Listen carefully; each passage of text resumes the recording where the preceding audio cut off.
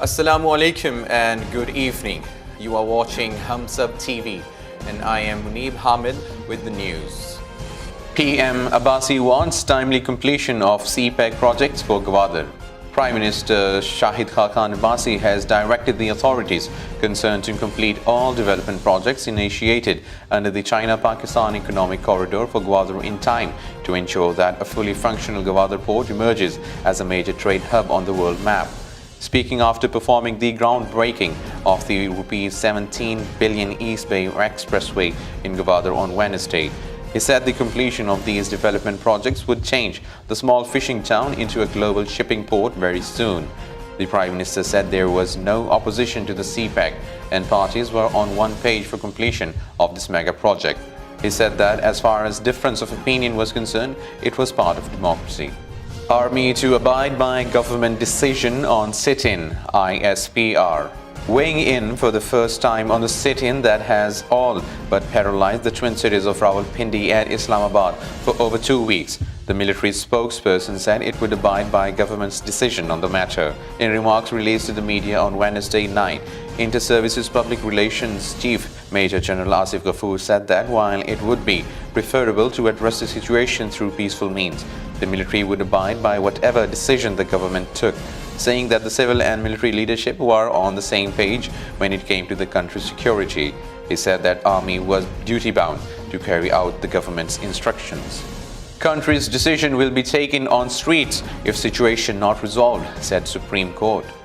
Supreme Court on Thursday expressed dissatisfaction at the report submitted by the Intelligence Bureau and the Inter-Services Intelligence with regards to the Faizabad sit-in in Islamabad, which is now in its third week. Daily life in the capital has been disrupted by protesters belonging to religious parties including the Tehreek-e-Khatm-e-Nabuwwat, Tehreek-e-Labbaik Ya Rasulullah and the Sunni Tehreek Pakistan, who are calling for the sacking of Law Minister Zahid Hamid and strict action against those behind the amendment to the Khatm-e-Nabuwwat Oath in the Elections Act 2017. As the two-members bench, headed by Justice Mushir Alam, started hearing the case on Thursday, Justice Qazi Faiz Isa said that the authorities need to tell the court who is funding the sit-in and if there is any indication of foreign involvement in the matter. The bench received reports from the federal and Punjab government on the sit-in and came down hard on them for their failure to resolve the matter. Senior Indian Army officer arrested for allegedly ordering to shoot journalist. Indian police have arrested a senior army officer for the murder of a journalist shot dead while investigating allegations of financial fraud against him. Reporter Sudeep Datta Bhaumik was allegedly killed by a junior officer when he went to a paramilitary base in the northeastern state of Tripura on Tuesday to investigate a story. Police say Tapan De Barma, the commandant of the 2nd Tripura State Rifles, was arrested on Wednesday on charges that he ordered his bodyguard to shoot the reporter. Pakistan welcomes US offer to take on Tehreek-e-Taliban Pakistan. Days before crucial talks with the US Defense Secretary, Pakistan has welcomed an American offer to take action against militants involved in cross-border raids from the Afghan soil, the Voice of America radio service reported on Wednesday.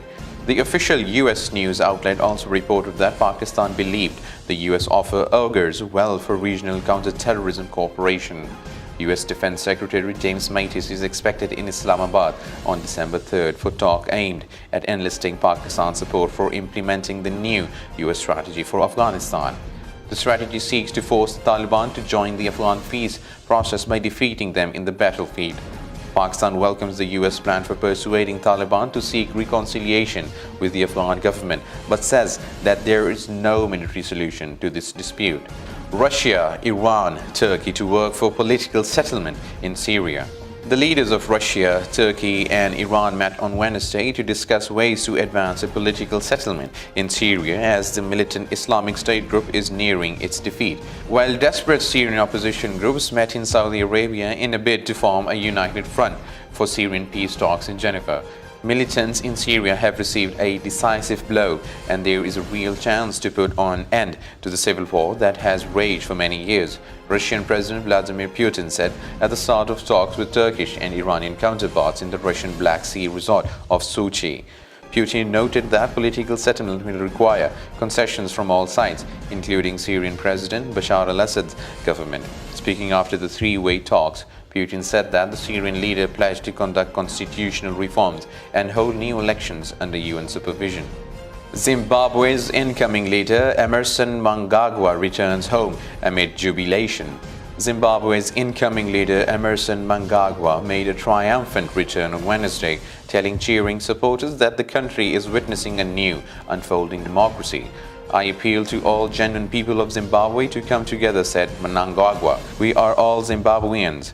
We need peace in our country and jobs." This was received very enthusiastically by the crowd of supporters at the headquarters of the ruling ZANU-PF party, as Zimbabwe's continuing economic crisis helped bring the downfall of Robert Mugabe, who resigned Tuesday. Mnangagwa said he was in constant with military leaders during the tumultuous 2 weeks between his firing of Mugabe and his return to the country as the new leader. U.S. condemns ethnic cleansing of Rohingya.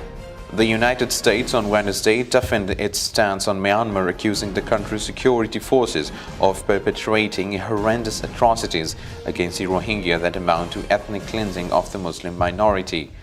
Government may ban import of furnace oil. Amid grim supply challenges following topped-up storages, the government is likely to impose an immediate ban on import of furnace oil and ask some of the oil-based power plants to lift some stocks for easing pressure on refineries. This comes at a time the country's largest refinery, Baiko Refinery, was compelled to close down its major refining plant of 120,000 tons capacity, and all other refineries running at sub-optimum capacity, and 6 shiphold of furnace oil belonging to the largest oil supplier, Pakistan State Oil, lined up for the arrival at Karachi. Uber paid hackers $100,000 to cover up massive data breach, CEO. Uber Technologies paid hackers $100,000 to keep secret a massive breach last year that exposed the personal information of about 57 million accounts of the ride service provider, the company said on Tuesday.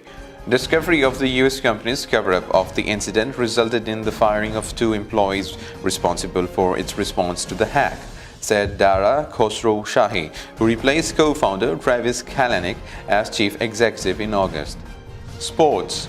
England fight back after Cook's wickets in Ashes Test.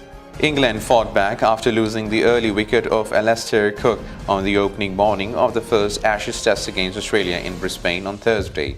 The former England captain only lasted 10 balls before he fell to pace spearhead Mitchell Starc in the 3rd over to get the Australians a crucial early wicket in the 5-Test series.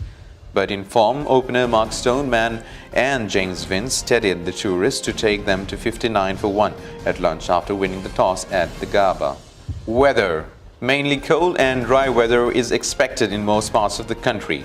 Foggy conditions are likely to prevail in a few plain areas of Punjab and Upper Sindh. That's all for now. For more news and updates, keep watching Hums Up TV. Take care.